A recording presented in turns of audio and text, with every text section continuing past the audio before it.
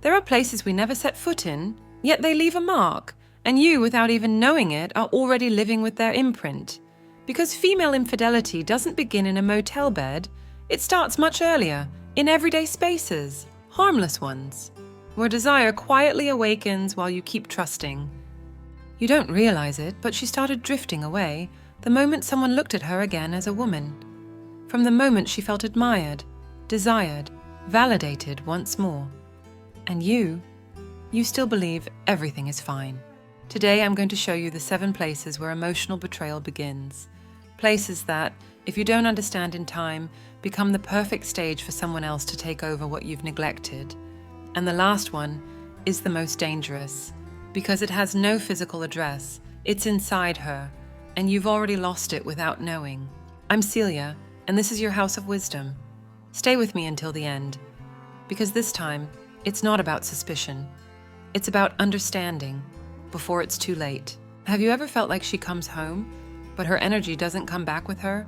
She keeps showing up, keeps talking, keeps cooking, but something's missing, like her soul is somewhere else. You can't explain it, you have no proof, but you feel it. And if you feel it, it's because something has already begun. You're at the first point of this video, and we're not going to sugarcoat it. The office where she still feels admired. That place where she spends more than 8 hours a day, where she dresses better than she does for you, where she laughs with men you don't even know, where she feels seen again, complimented, valued, where someone, without your knowledge, already made her feel more like a woman than you have in the past year. She won't say it, because to her, they're just co-workers. But if you saw how she gets ready to go, and how dimmed she looks when she comes back, you'd understand everything. The office is fertile ground for emotional infidelity, not because work causes it, but because, without realizing it, you stopped watering what she's now finding shaded elsewhere. In that environment, where routine doesn't exist and praise is constant, a woman starts to compare. She doesn't do it out of malice, she does it out of desire, because female psychology isn't rational, it's sensory.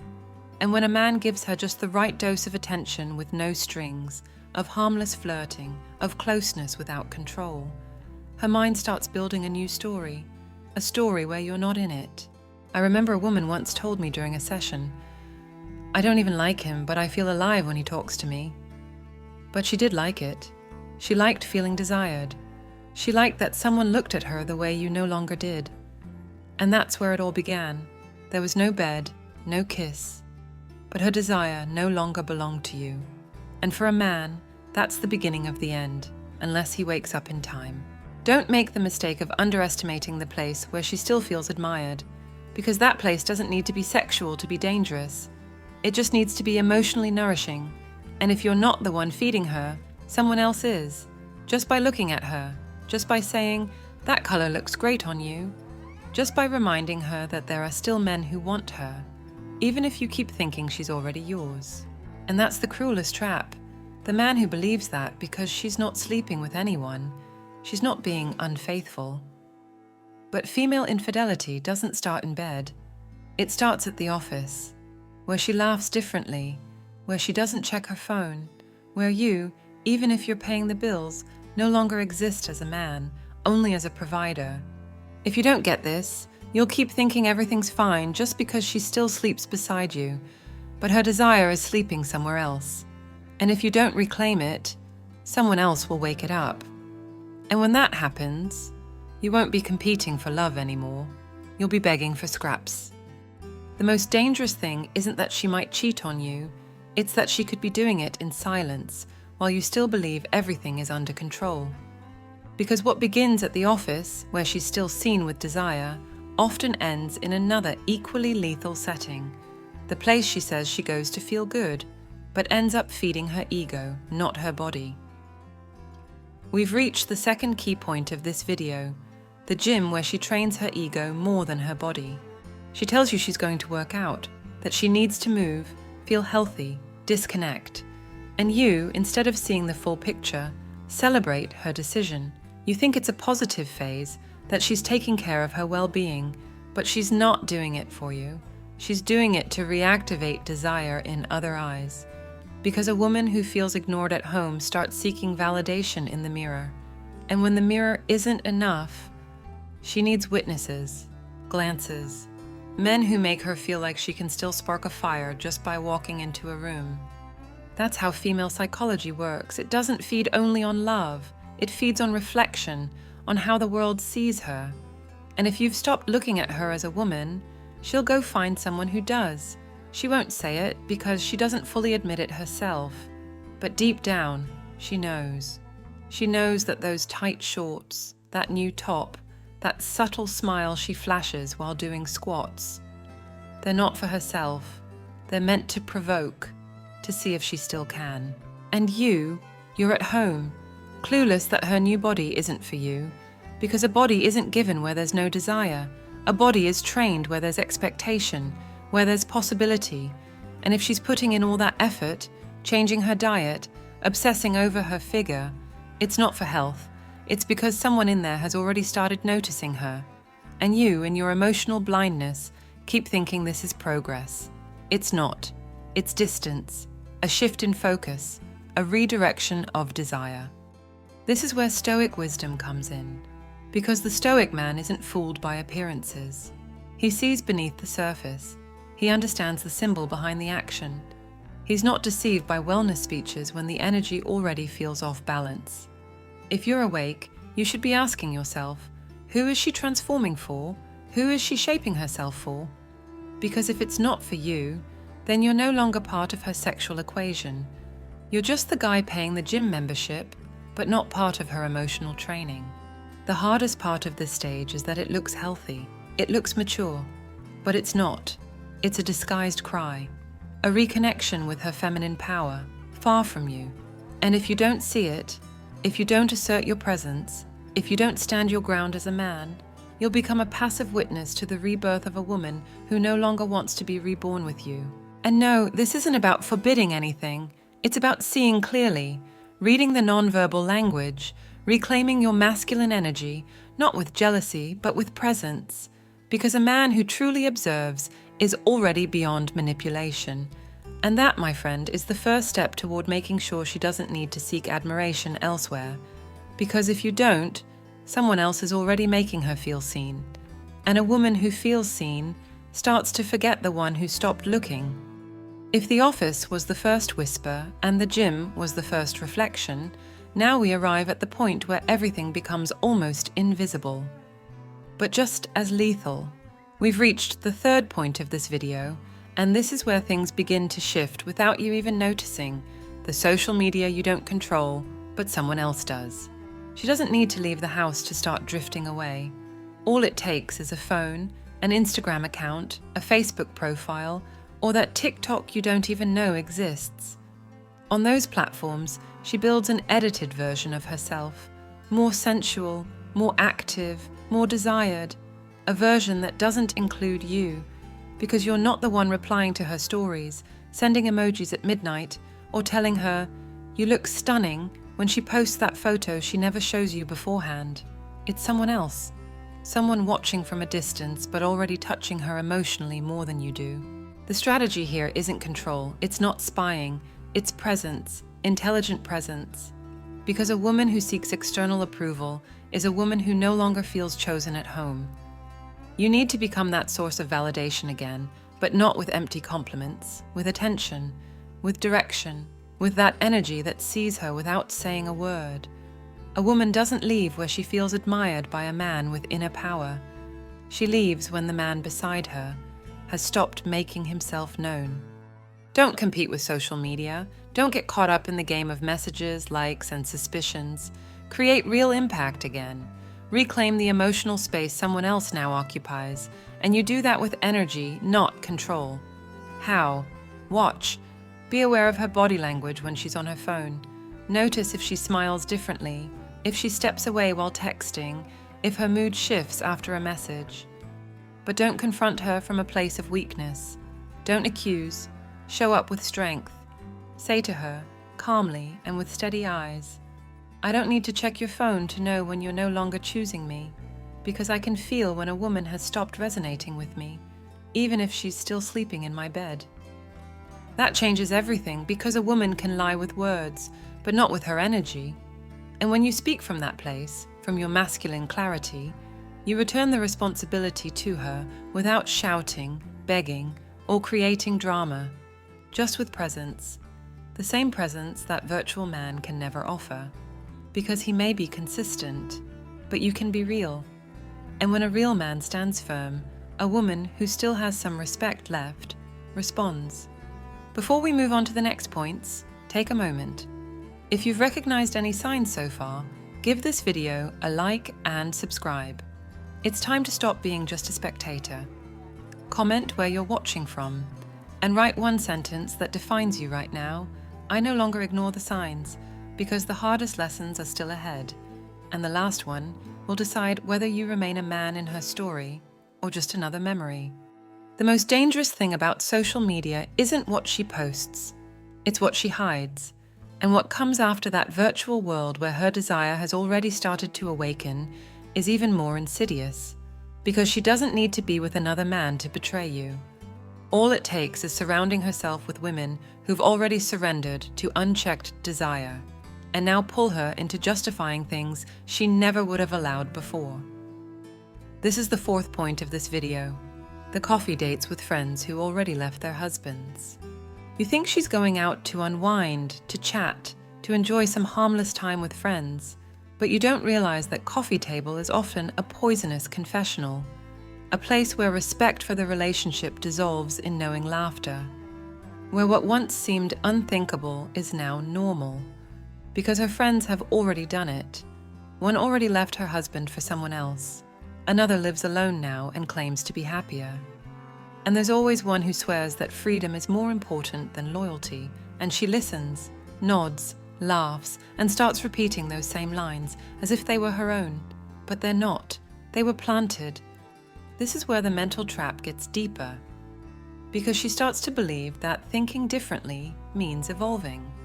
That no longer loving you exclusively is a form of empowerment, that stepping out of the relationship is rediscovering herself, and that poison seeps in quietly, dressed as advice. Lines like, "You deserve to be happy too," "You're not obligated to stay if you no longer feel the same," "You don't owe a man explanations." And she believes it, because she's hurt, because she's disconnected, because someone looked at her differently at work, someone praised her on social media, and now someone validates her at the cafe. One of the most common mistakes men make is thinking that friends don't influence, that every woman thinks for herself, but they don't understand the emotional nature of the female bond. A woman doesn't need direct experience to justify herself. She just needs the close example of someone who already did it. The contagion effect isn't rational, it's emotional, and when emotion takes over, ethics disappear. If you're not alert, if you don't draw the line, if you don't reinforce with your presence who you are and what kind of relationship you want to build, you'll be pushed aside by someone else's narrative. By ideas that didn't come from your home, but now live in it, because she's no longer thinking with you, she's thinking with their voices. And those voices, believe me, aren't trying to save her marriage. They want her to end it, so they don't feel alone in their own defeat. The consequences of this mistake are devastating, because you're not competing with another man. You're competing with a new belief system, planted by women who are bitter, lonely, or preaching detachment as a virtue. And if you don't become a stronger emotional force than that group, if you're not a man who inspires more admiration than all her friends combined, then she's going to choose the freedom they sold her. Not because she truly wants to leave you, but because she no longer knows the difference between what she thinks and what they've made her feel. We've reached the point where it's no longer about what she's doing out there, but about what she's stopped feeling inside. This is the fifth point of the video, the home where she no longer feels chosen, but used. And no, I'm not talking about sexual use. I'm talking about emotional use, about the automatic role, the routine, that feeling that she's no longer a desired woman, just a functional figure. Many men fall into this trap without even realizing it. They think that because they're still fulfilling their duties, because they haven't failed financially, because they're present, That's enough. But it's not. Because a woman doesn't stay out of obligation. She stays for the fire.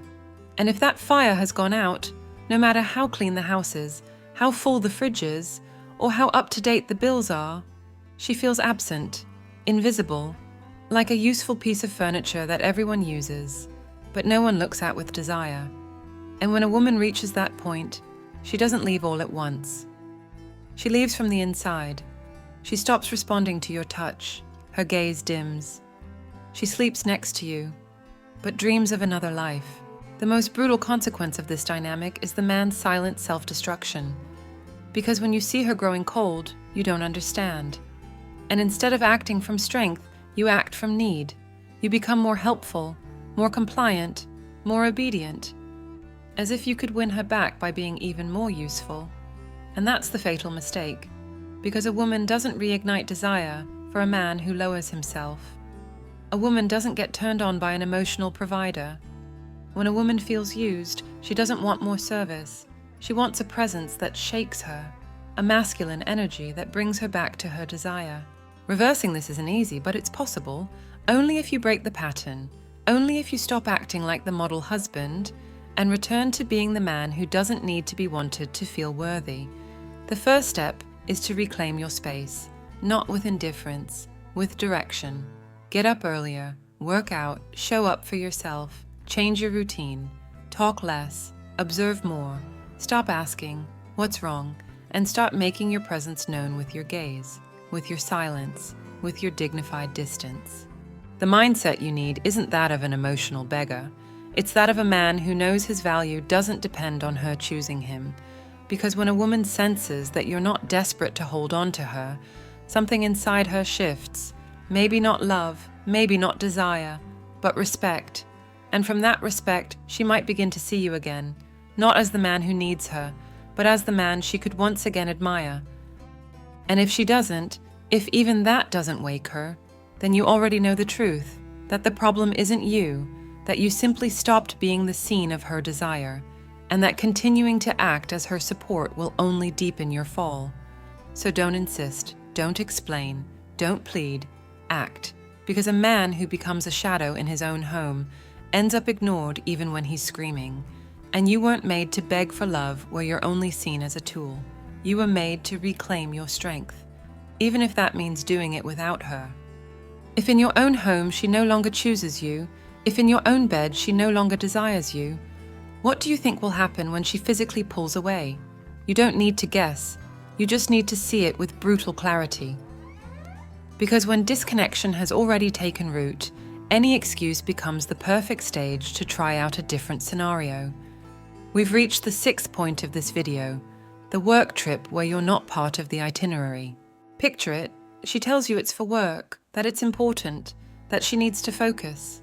And you, still trusting, wish her well. But in that moment, she's already alone, without you, without your questions, without your gaze, without your control. Alone, but not empty. Because that trip isn't just a business destination.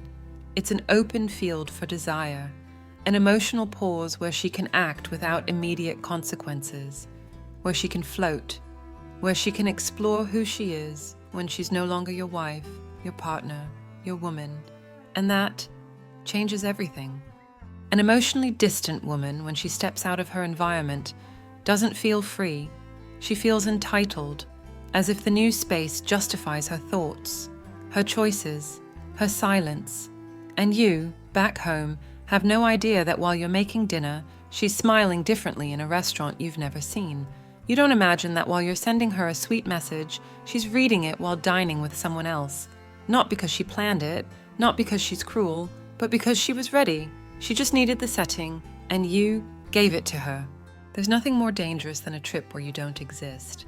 Because the physical part becomes optional, because desire doesn't need to touch, it just needs to feel allowed. And in that space, she feels it. She looks in the mirror wearing clothes she wouldn't wear around you. She does her hair differently. She responds with a tone you haven't heard in years. Not because the place transforms her, but because that place offers a new version of herself. One that no longer answers to you. And you, stuck in the mindset of the blindly trusting man, don't see it. You just wonder why she replies less, why she's not sending pictures, why her voice sounds distant. But you don't want to confront her, you don't want to seem insecure, so you stay quiet, and that silence makes you complicit, a spectator of your own replacement. Because while you wait for her to come back, she's already tasted what it's like to be desired by someone else. Don't get it twisted. Not every trip is betrayal, but every trip is an opportunity. And if you're no longer her starting point, no longer her emotional destination, then the trip isn't about work. It's about escape, about air, about suppressed desire seeking a release without consequences. And that is the start of betrayal with the perfect excuse. Picture it. Watch her pack. Watch her choose her underwear with more care than she does for you. Watch her prepare to not see you. And ask yourself, what is she really traveling toward? Work, or a version of herself without you? There's nothing more cruel than losing a woman in a place you can't reach. Because there, my friend, she's not just physically far. She's beginning a story where you're no longer part of the script. And if you don't act, when she comes back, all you'll have left is her body. But not her desire, not her soul, just the memory of a woman who, during those days, belonged to someone else, even if she never tells you. Everything we've seen so far, the office, the gym, social media, her friends, the house, the trip, are external settings. Physical places where desire disperses and respect fades. But if you think the problem lies only in what she does outside the home, then you still haven't understood a thing, because the most dangerous place isn't one you can find on a map. It's the one you can't see, the one you can't control, the one that's already lost its sense of belonging. We've reached the 7th point of this video, the mind that already fantasizes about someone else, even if she still sleeps next to you. That's the true epicenter of female infidelity. Not the body, not the physical act, not the obvious contact. Desire leaves first through the mind. And when a woman starts imagining another scenario, another man, another life, you're already out. Even if she still says, "I love you," even if she still makes breakfast, even if she still touches you with the same gestures as always. Because those gestures, when the desire is somewhere else, mean nothing. They're routine, muscle memory, not intimacy. A woman can go to bed with you every night and think of someone else every time she turns off the light. She can talk to you like always, while mentally building a life without you. And you, in your emotional blindness, believe everything is still fine. Because there are no fights, no arguments, no confessions. But there's something worse, the silence of disinterest. That emotional absence you feel but can't name. That emptiness that smells like betrayal, but you can't prove. This is where most men give up, where they resign, where they accept the lie just because they still have access to her body. But that's not love, that's emotional survival. It's settling for scraps to avoid facing the hunger of being left. And that's where your dignity dies, because you feel that you're no longer in her fire, that her gaze no longer lingers on you, that her words sound hollow, but you stay, you hold on, you justify. And with each passing day, you lose a little more of yourself. The change isn't going to come from her. It won't come through a confession or a plea. It has to come from you. From the radical decision to no longer be the invisible man in her desire.